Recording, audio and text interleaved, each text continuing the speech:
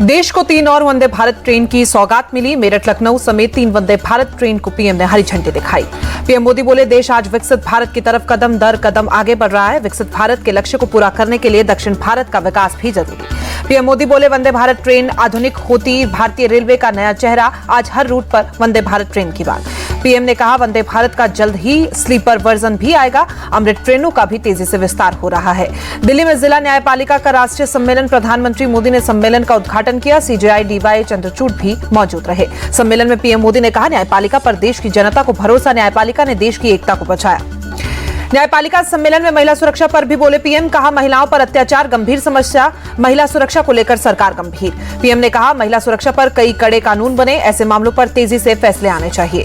केरल के पलक्कड़ में आरएसएस की अखिल भारतीय समन्वय बैठक, संघ प्रमुख मोहन भागवत, जेपी नड्डा समेत कई नेता मौजूद। पलक्कड़ में संघ की 3 दिन तक चलेगी बैठक। विधानसभा चुनाव, बीजेपी के नए अध्यक्ष समेत कई मुद्दों पर मंथन। जेएमएम से निष्कासित नेता लोबिन हेम्ब्रोम बीजेपी में शामिल। प्रदेश अध्यक्ष बाबूलाल मरारी की मौजूदगी में पार्टी की सदस्यता ली। हरियाणा चुनाव के बीच शंभू बॉर्डर पर हलचल तेज। किसानों के धरने के 200 दिन पूरे होने पर महापंचायत। पंजाब और हरियाणा से ट्रैक्टर लेकर पहुंचे किसान। शंभू बॉर्डर पर किसान पंचायत में पहुंचे विनेश फोगाट। किसानों ने विनेश फोगाट को किया सम्मानित। शंभू बॉर्डर पर किसान आंदोलन के 200 दिन पूरे होने पर बोली विनेश फोगाट। कहा, किसान देश को चलाते हैं, किसानों के बिना कुछ भी संभव नहीं है, ये देखकर दुख होता है। पश्चिम बंगाल को बांकुरा में डायनामाइट ब्लास्ट हादसे में 2 लोगों की मौत। बीजेपी नेता शुभेंदु अधिकारी ने किया ट्विटर वीडियो शेयर। अवैध खनन के लिए बाइक पर डायनामाइट ब्लास्ट, बीजेपी नेता शुभेंदु अधिकारी ने एनआईए के मामले की संज्ञान लेने की अपील। पश्चिम बंगाल में आज टीएमसी के धरना प्रदर्शन का दूसरा दिन। राज्य के सभी ब्लॉक पर टीएमसी कार्यकर्ताओं का धरना। पश्चिम बंगाल डॉक्टर्स फोरम सीबीआई के खिलाफ प्रदर्शन, सीजेओ कॉम्प्लेक्स के सामने प्रदर्शन। बेंगलुरु में कांग्रेस का राजभवन चलो प्रोटेस्ट। राज्यपाल थावरचंद गहलोत के खिलाफ किया प्रदर्शन। सीएम सिद्धारमैया और deputy CM DK Shiv Kumar भी शामिल। धर्मशाला में हिमाचल सरकार के खिलाफ बीजेपी का प्रदर्शन। टीसीपी नोटिफिकेशन जारी करने पर विरोध जताया गया। बिहार में भूमिहार पर छिड़ा सियासी संग्राम। नीतीश के करीबी मंत्री अशोक चौधरी के बयान पर विवाद। चौधरी ने कहा था कि भूमिहारों में नहीं दिया अति पिछड़ा कैंडिडेट को वोट। महाराष्ट्र बीजेपी नेता गणेश हाके एनसीपी के साथ गठबंधन दुर्भाग्यपूर्ण वाले बयान पर बोले अजीत पवार, ऐसी टिप्पणियों को हम महत्व नहीं देते, मेरे भी कार्यकर्ता बोल सकते हैं। सीट बंटवारे को लेकर बोले महाराष्ट्र के deputy CM Ajit Pawar, seat बंटवारे पहले दौर की बैठक हुई है, दूसरी बार फिर होगी। सीटों के बंटवारे के लिए वैकल्पिक योग्यता मानदंड होगी। नमाज में हटाने को लेकर बोले असम के CM Himanta Biswa Sarma, rule committee की बैठक में सभी विधायकों ने सर्वसम्मति से फैसला लिया है, ये मेरे अकेले का नहीं, सभी विधायकों का फैसला है। असम की नमाज के लिए 2 घंटे का ब्रेक हटाने पर बोले आईएमएम नेता वारिस पठान, ये फैसला असंवैधानिक है। बीजेपी सरकार मुस्लिम विरोधी है, उन्हें हमारे कपड़े, खाने, मदरसे और नमाज से नफरत है। सीएम हेमंता बिस्वा शर्मा ने बीजेपी नेता चंपई सोरेन से की मुलाकात। कहा, मैं चंपई सोरेन को असम के लिए निमंत्रण देने आया था। असम के सीएम हेमंता बिस्वा शर्मा को लेकर बोले कांग्रेस नेता प्रमोद तिवारी, वो रोज एक जुमला निकालते हैं, उन्हें हिंदुओं से कोई मतलब नहीं है, हिंदू तभी खुश होगा जब उसे रोजगार मिलेगा। तनखैया घोषित होने के बाद सुखबीर बादल का ट्वीट। कहा, श्री अकाल तख्त साहिब के आदेश को स्वीकार करता हूं, जल्द ही अकाल तख्त साहिब के सामने पेश होकर खीमा का परीक्षण करूंगा। शरद पवार ने केंद्र सरकार की तरफ से मिली Z+ सिक्योरिटी को लेने से इनकार किया। सरकारी गाड़ी लेने से भी इनकार किया। निजी गाड़ी में सुरक्षा कर्मियों को बैठाने से मना किया। करनाल के मुख्यमंत्री नायब सिंह सैनी ने रोड शो किया, लोगों की उमड़ी भीड़। हरियाणा विधानसभा चुनाव में सीट पर सीएम नायब सैनी का दावा, करनाल से मैं ही चुनाव लड़ूंगा। हरियाणा कांग्रेस नेता भूपेंद्र सिंह हुड्डा का ईडी द्वारा संपत्ति जब्त करने पर सीएम नायब सैनी ने कहा, ईडी अपना काम कर रही है, कोर्ट के दिशा निर्देश पर कार्रवाई हो रही है। 3 से 5 सितंबर तक ब्रुनेई और सिंगापुर के दौरे पर होंगे पीएम। ब्रुनेई जाने वाले पहले पीएम होंगे नरेंद्र मोदी। वक्फ बिल संशोधन के लिए गठित जेपीसी की अगली बैठक 6 सितंबर को होगी। इस बार भी बैठक में मुस्लिम संगठनों को बुलाया गया। आईएएस धर्मेंद्र होंगे दिल्ली के नए मुख्य सचिव, नरेश कुमार की जगह लेंगे। 1 सितंबर से संभालेंगे कार्यभार। पूर्व राष्ट्रपति प्रणब मुखर्जी की आज पुण्यतिथि। गृहमंत्री अमित शाह ने ट्वीट कर श्रद्धांजलि दी। न्यूकैसल की पहली मानद वाणिज्य दूत बनी मीनू मल्होत्रा, भारतीय उच्चायुक्त स्वामी ने नियुक्त किया। कंगना रनौत की फिल्म इमरजेंसी से सेंसर सर्टिफिकेट पर लगी रोक। कंगना ने कहा, हमें जान से मारने की धमकी मिल रही है। फिल्म इमरजेंसी पर कंगना रनौत ने कहा, इंदिरा गांधी की हत्या को ना दिखाने का प्रेशर, भिंडरावाले और पंजाब का दंगा ना दिखाने का भी दबाव। यूपी पुलिस कांस्टेबल भर्ती परीक्षा का आज 5वां और आखिरी दिन। परीक्षा केंद्रों पर कड़ी सुरक्षा के इंतजाम, सघन चेकिंग के बाद अभ्यर्थियों को एंट्री दी गई। मुंबई रोड रेस में ओला ड्राइवर की पिटाई, ऑडी कार के मालिक ने ओला ड्राइवर को पटका। घटना के 10 दिन बाद पुलिस ने एफआईआर दर्ज की। बिहार के जहानाबाद में पुलिस ने अवैध शराब के रैकेट का किया भांडाफोड़। मिठाई की दुकान की आड़ में चल रहा था शराब का रैकेट। चेन्नई के पोथेरी इलाके में स्थित कई हॉस्टलों में पुलिस ने छापेमारी की। हॉस्टलों में गांजे की बिक्री की सपोर्ट मिलने के बाद छापा मारा गया। यूपी के लखीमपुर खीरी में आदमखोर बाघ को पकड़ने की कवायद शुरू। ड्रोन कैमरों की मदद से बाघ की तलाश में जुटे वन विभाग और पुलिस के अधिकारी। वन विभाग ने बाघ को पकड़ने के लिए महेशपुर रेंज में पिंजरे भी लगाए। आदमखोर बाघ ने पिछले 1 महीने में 4 लोगों को शिकार बनाया है। यूपी के सीतापुर के मोहाली तहसील में बाघ के खौफ में लोग बाघ से बचाव के लिए खाव के लिए गांव के लोगों ने लाठी डंडे लेकर रात में पहरा दिया। कड़ीना नदी में तराई वाले इलाकों में मौजूद बाघ के एक परिवार में मिले मवेशियों को बनाया गया शिकार। लोगों ने प्रशासन से जल्द बाघ को पकड़ने की मांग की।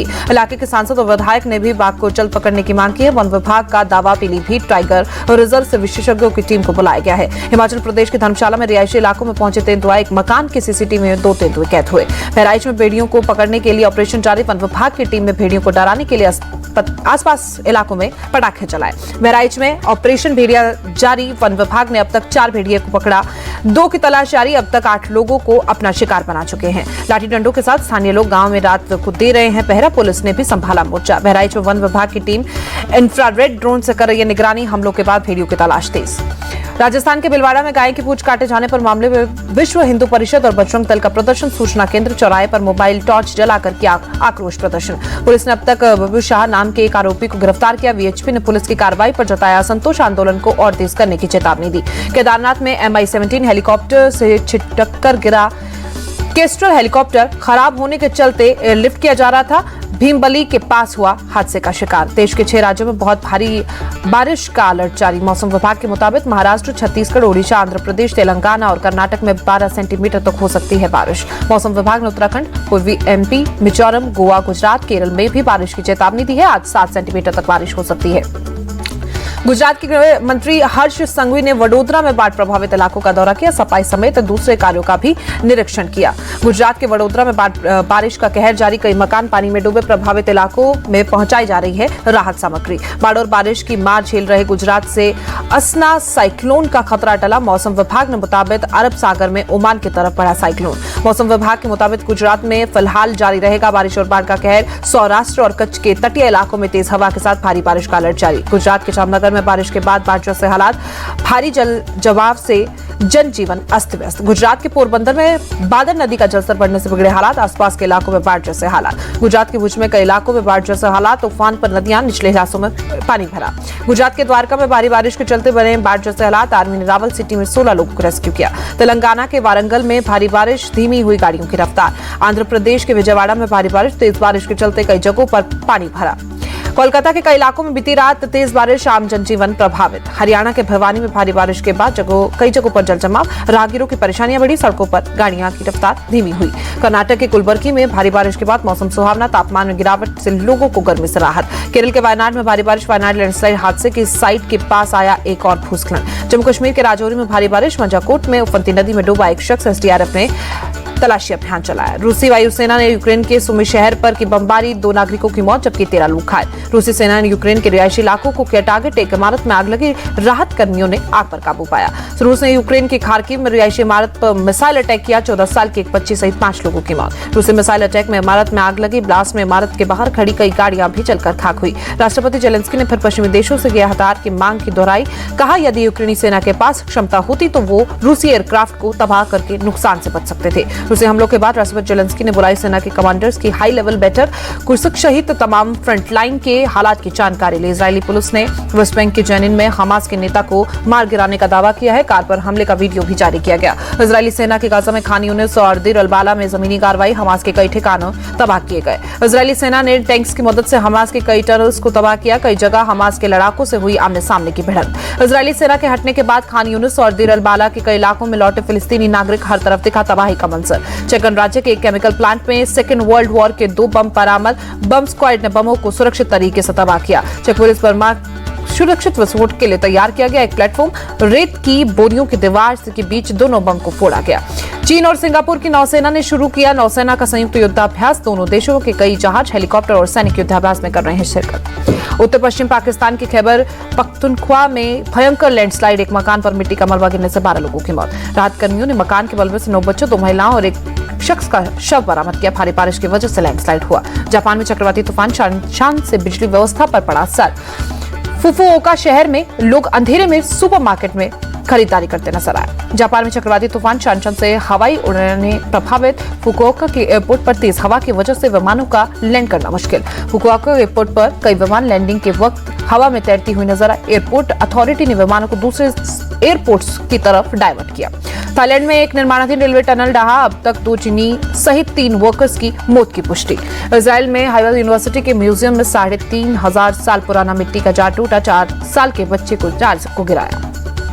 पेरिस पैरालंपिक के दूसरे दिन भारत का जलवा, महिला शूटर अवनी लेखा ने रचा इतिहास। 10 मीटर राइफल के फाइनल में अवनी ने गोल्ड जीता। 10 मीटर राइफल में ब्रॉन्ज मेडल भी भारत के नाम। मोना अग्रवाल को ब्रॉन्ज मेडल, एक ही इवेंट में भारत को मिले 2 पदक। भारत के मनीष नरवाल को सिल्वर मेडल मिला। पुरुषों के 10 मीटर एयर पिस्टल में जीता पदक। एथलेटिक्स में भारत की प्रीति पाल को ब्रॉन्ज मेडल मिला। महिलाओं के 100 मीटर रेस में पदक को कब्जा किया। पैरालंपिक के तीरंदाजी में सरिता देवी का शाम 7 बजे से मुकाबला, रात 8:59 बजे चिली के खिलाड़ी से टक्कर। एथलेटिक में भारत का आज जेवलिन थ्रो में से मुकाबला। मेडल इवेंट में प्रवीण कुमार का रात 10:30 बजे का मैच। नौकायान में अनीता और नारायण कुंडापल्ले का मैच। मिक्स्ड डबल्स रिपचेस को होगा मुकाबला। ट्रैक साइकिलिंग के पुरुषों और महिलाओं के इवेंट में भारतीय खिलाड़ी करेंगे शिरकत।